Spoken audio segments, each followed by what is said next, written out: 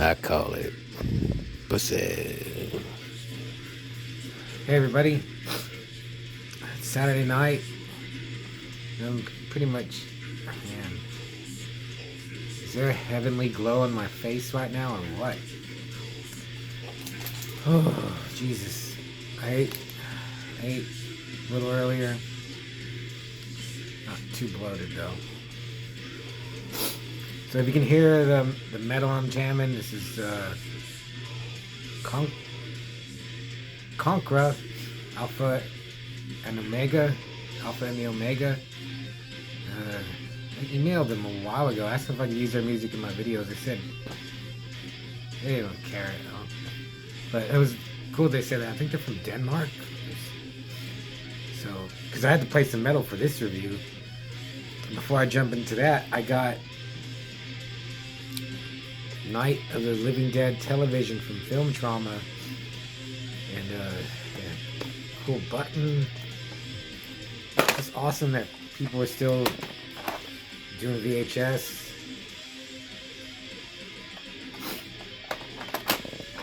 I'll read the back. There's a button. Button. Travel back to the days of watching movies on the late night. Travel back to the days of watching movies on late night TV with this zombie double feature that includes 2 movies, commercials, trailers, and other Living Dead lunacy. Complete the experience by reversing the cover to the TV guide art. Approximately 2.5 hours. So maybe that's coming up as a review. So I'm gonna review Little Corey Gory from 1993. My good buddy Patterson. You ever do that to someone? You go like, or how do you do it? You go like. So this one's for you, Patterson, up in your new home in Maine, right? Is that where you are? So yeah, so I'm pretty sure it's him. I think it was him. He told me to check out Little Corey Gory, and it's on Tubi. And I was like, what the hell is this? Little Corey Gory? I hope it's gory. And right away I'll tell you it's not that gory. But it was pretty good. And this is a messed up movie, but it's again, this is another not a horror movie. I looked it up on IMDb. There's like 13 reviews. One of them is from the director, who just said this is not a horror movie. It's like it's a comedy, like a spoof of horror. So it starts out, this family's moving into a new house. It's just a mom and her 2 sons. One of them being Little Corey Gory, and he's the stepson, and it's the mom and her original son. Dude, and they just tortured Little Corey Gory. Like, if it wasn't, like, as I was watching this, I was like, if this was played, like, seriously, this would be one effed up movie. Because they make him move everything in, and then when he did, oh yeah, like, he couldn't find the remote to the mom's TV. The brother was hiding it. He had it in his back pocket, and so when he can't find it, so they tie a belt around his throat, and they hang him on the curtain to where he's like choking and throw beer cans at him. And I was like, that's a mess. If that was played like straight, it's just messed up, because that stuff really happens to kids. And then they move in like in the afternoon, whatever, and their neighbor comes over, this black girl, and so here, my mom wanted to give you these cookies that she gives to the mom, and the mom is just, she takes the cookies, she goes, get out of here, you little N-word. And I was like, I think she even says like, you skinny little N-word. And I was like, oh my god. And then the girl's reaction to being called that, and she didn't care. She was like, I was like, man, it was just, which actually seemed kind of more realistic back in when it was made. It says 93, but it was made in 1989. So little Corey Gory, he's in high school. He was played by Todd Fortune, who I don't think he's ever made another movie. It was weird because he reminded me of the kid from. For a second, I thought it was the kid from Garbage Pail Kids movies. Kind of looks like a harder version of him, but it's not. It's weird because he's a little. He says he's in ninth grade, but he looks older. I don't know how old he was. Anyway, he goes to school, and he just just radars in on this girl Jackie, played by Brenda Pope, and she's just a bitch to him. But I'm sure every guy has done this. Like, a girl that's mean to you, you just like her even more. And he's just like following her around, trying to talk to her. She's just blowing him off. But then he follows her to her locker, and she opens up her locker, and she has a little poster of Ozzy in her locker door. And he's like, "You like Ozzy?" And she's like, "Yeah." And he's like, "Well, there's a concert like Friday night." And he's like, "If I get tickets, will you go?" And she's like, "Yeah, whatever." So like little Corey Gory he's just dead set on getting these tickets. He gets them. And he sneaks into her house and steals her underwear. And he like takes it home. And he has her underwear, a locket of his parents, his real parents. His dad got, I guess, remarried and got killed in a car wreck. And like his sister or brother or something. So he has her underwear, his locket, and the Aussie tickets, and a centerfold that he stole from his stepbrother. And he keeps them under his bed. He's like living in a shack connected to the house.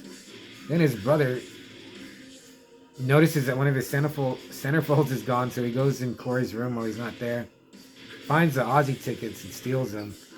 He goes and meets up with Jackie, the girl that little Corey Gory liked. And when he gets home from Corey finds that the tickets are gone, and he just knows that his brother Biff, his brother's name is Biff, he took them, and he's like waiting for him, but he falls asleep. And when Biff gets home, he's like, "Yeah, I met up with your little girlfriend Jackie."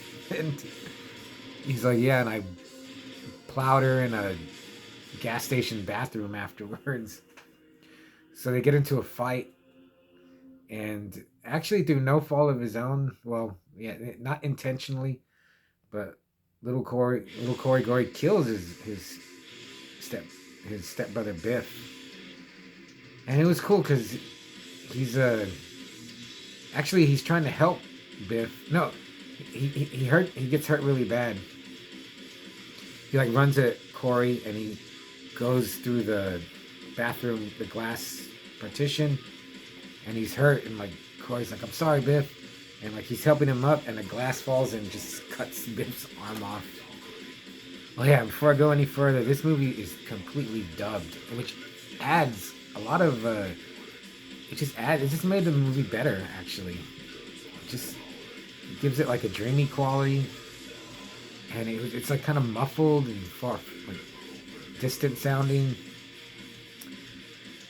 So like his Biff dies, and so he decides to tie his mother to the sofa that she was asleep on, because he doesn't know what to do. He just wants to cover up that he killed Biff. Then he finally, like, oh yeah, like I said, they treated when Biff bit it and he tied his mom to the bed. I was like, good, screw these horrendous people. They deserve to die. Like Biff deserved a worse fate. Corey's stepmom dude, I would have just beat her to death with a bat if I was Corey. I don't know why he kept her alive. So he's just there, like he kind of doesn't know what to do. And then Jackie shows up because Biff told her that he had a pound of cocaine, and she doesn't care that he tied his stepmom to the bed. They keep calling her fatty, tubby, fatso. That was funny. And yeah, that girl Jackie, she just wants drugs or alcohol, and she thinks Biff, he lied to her, like that he had a pound of coke. They do find like a little vial, and she does it, and smoke his weed, and then she goes home. And then when she gets home, like her mom's boyfriend has moved in, and he like tries to molest her. So she has nowhere to go. So she calls Corey, and she's like, "Well, can I stay with you?" And he's like, "Yeah, yeah, you can stay with me." But she's just using Corey for a place to live and like alcohol, and she thinks the coke is there. There's even a part where like he tries to he goes to her bedroom to try to have sex with her, and she's like, I'm a virgin, Corey, and I'm saving myself. I want it to be nice. She's all weak. Yeah, she's all, I want it to be special, like in a hotel room. So yeah, this movie, it doesn't seem like it's trying to be funny. It seems like it's unintentional, but if it was intentional, there's some really good stuff in here. So, oh yeah, so Biff, he'd gotten some weed, or I think he got the coke. Yeah, he had gotten the coke from this Mexican scumbag drug dealer, and he shows up, and he wants his $125, and he threatens Jackie and Corey. So Jackie comes up with this idea. She's like, we'll have a BYOB party. We'll charge like $5 person, and we'll make the money and we'll pay him, and then we can leave here and we can rent a hotel and F you.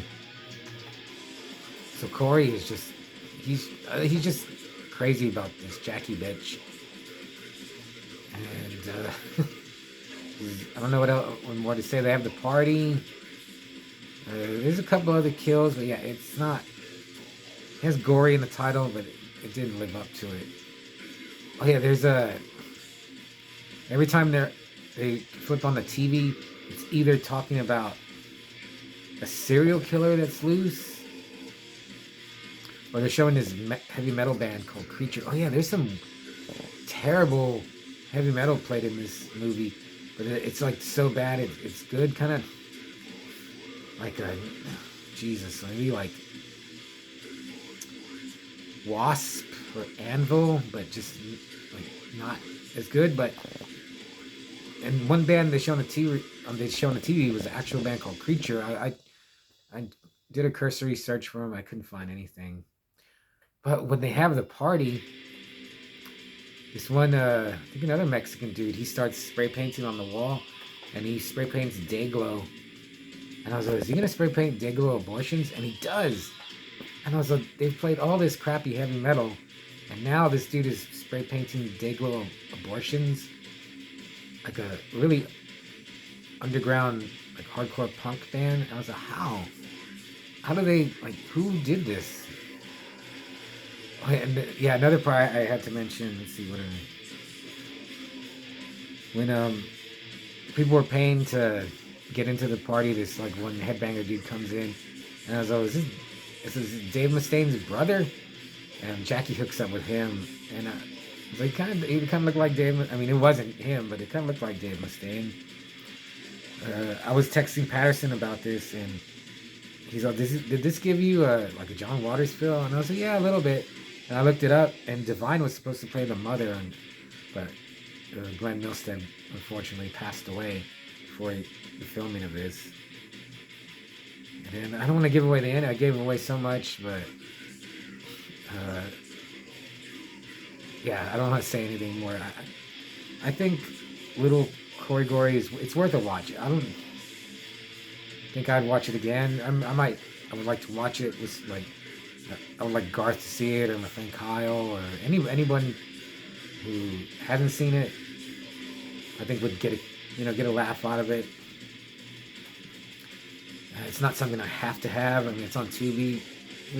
Watching movies on Tubi kind of like cheapens them, and it makes me kind of not want them. Like, well, why would I want it in my collection if I can just watch it on Tubi? But overall, I really, it made me laugh. I did watch it in like two halves. I watched like the first. That's how I've been watching, except for like Chompy and the Girls. I watched that all the way through. There are a lot of new movies. I've been watching like 30 minutes, like 30-minute clumps, or like half of it. But it was pretty good. I'm glad I watched it. Thanks, Patterson. So I'd give it a 3.5 Manos Hands of Fate. Yeah, give it a watch. If you just like metal, and it also has that just that look, just that old kind of fuzzy look to it that you just can't get anymore. So that was a plus. And yeah, I finally, like, again, it's not a horror movie. It has horror elements. It's not, but it wasn't trying to be a horror movie. So that I can forgive it for that. So, but lastly, like, again, like, I was looking up movies on Tubi a little while ago. I picked 3 movies that, oh, this looks like something interesting. I looked up the trailer, and I don't know if I'm just being too hard on movies now. I was like, this looks like shit. This looks, it's not horror. It's trying to be funny, or it's trying to be a drama. It's trying to be everything but a horror movie. And I know it's really hard to make a good horror movie that actually has like scares and good kills. And oh yeah, that reminds me, there is one good, I'm glad I remember this. There's like a kill in Little Corey Gory that I mean, it should have been like, this should be like in Halloween or Friday the 13th.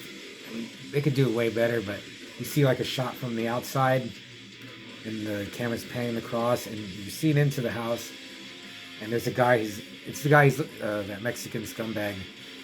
He's looking for the money that Corey's brother Biff owes him, and Corey comes behind him and he hits him with a bat, and you see blood spray like outside of the window and like onto the windowsill, and you don't see Corey hitting him, but I still felt like the impact of it.